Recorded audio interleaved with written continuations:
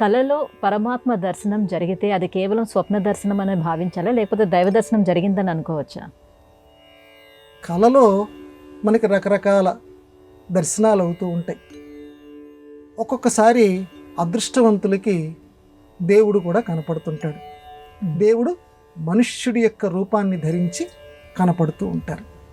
ఇది నిజమైనటువంటి భగవంతుడి సాక్షాత్కారం అని మనం భావించాలా, లేదా భావించకూడదు? ఎందుకంటే మనం అదే పనిగా ఆలోచనలు చేస్తూ ఉంటే ఏ దేవుడి విగ్రహం అయితే మనం తలుచుకుంటామో ఆ దేవుడే కల్లోకి వచ్చాడని అనుకోవాలా అంటే కాదు. ఒక్కొక్కసారి మనల్ని ఉద్ధరించటానికి దేవుడు ప్రత్యక్షంగా, ఎందుకంటే చర్మచక్షువులు దేవుణ్ణి ఎప్పుడు చూడలేవు. ఇది మన గ్రంథాలు, మన సనాతన ధర్మ గ్రంథాలు చెప్తున్నాయి. మనకున్నటువంటి ఈ మామూలు కన్నులు దేవుణ్ణి చూడటానికి పనికిరావు. అందువల్ల నిద్రలో మాత్రమే ఆత్మ ఆ పరమాత్మతోటి కలుస్తూ ఉంటుందట. అందుకే నిద్ర మొత్తం సగం దేహం పోయినట్టుగా లెక్క చెప్తారంటే వాడు చనిపోయినటువంటి వాడితో చెప్తారు. అందుకే నిద్రలో ఉన్నటువంటి వాడిని దాటకూడదని చెప్తారు. అది శవ సదృశ్యం. నిద్రపోయేటువంటి వాళ్ళం శవంతో సమానమైనటువంటి వాళ్ళం. అప్పుడు మన లోపల ఉన్నటువంటి ఆత్మ పరమాత్మతోటి సంభాషణ చేస్తూ ఉంటుంది, ఆయనలో కలుస్తూ ఉంటుంది. అందుకే నిద్రలో కొంతమంది ఎంతో ఆనందం పొందుతుంటారు, వాళ్ళ ముఖం మీద చిరునవ్వులు కూడా కనపడుతూ ఉంటాయి. ఏదేదో లోకంలో వాళ్ళు ఉంటారు, అప్పుడు మాత్రమే పరమాత్మతోటి కలుస్తుంటుంది. కాబట్టి స్వప్నంలో దైవ సాక్షాత్కారం చాలామంది మహాత్ముల విషయంలో జరుగుతూ ఉంటుంది. మహాభారతంలో కూడా అర్జునుడికి స్వప్నం వస్తుంది. అక్కడ వ్యాఖ్యానం చేస్తారు నీలకంఠులు అని చెప్పి. మహాభారతానికి చక్కటి వ్యాఖ్యానం రాశారు. మహాభారతానికి వ్యాఖ్యానం రాసిన వారిలో ఆయన పరమ ప్రామాణికులు నీలకంఠులు. ఆ నీలకంఠులు ఈ స్వప్న వృత్తాంతాన్ని తెలియచేస్తూ ఆయన ఏమంటారంటే, అర్జునుడికి ఆ రాత్రిపూట శివుడు కనపడతాడు. శివుడు కనపడి, నీకేం పర్వాలేదు అర్జున, యుద్ధం బాగా చెయ్యి, ఈ పాశుపతాస్త్రం ఇలాంటివన్నీ నేను నీకు అనుగ్రహించాను కదా అని చెప్పి ఆ విషయాలన్నీ తెలియచేస్తూ ఉంటాడు. ఇంకా నిద్దట్లో అర్జునుడు పరమాద్భుతమైనటువంటి అనుభూతి ఏం పొందుతాడంటే, తాను ఉదయం శ్రీకృష్ణుడి కాళ్ళ దగ్గర ఏదైతే పువ్వులు పెట్టాడో అదే పువ్వులు శివుడి కాళ్ళ దగ్గర కనపడతాయి. స్వప్న సాక్షాత్కారం.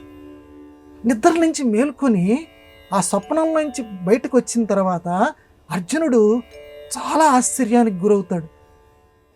శ్రీకృష్ణుడి దగ్గర పెట్టినటువంటి పూలు నాకు స్వప్నంలో శివుడి యొక్క కాళ్ళ దగ్గర కనిపించాయి. అంటే శివుడు శ్రీకృష్ణుడు ఇద్దరూ కూడా ఒక్కటే.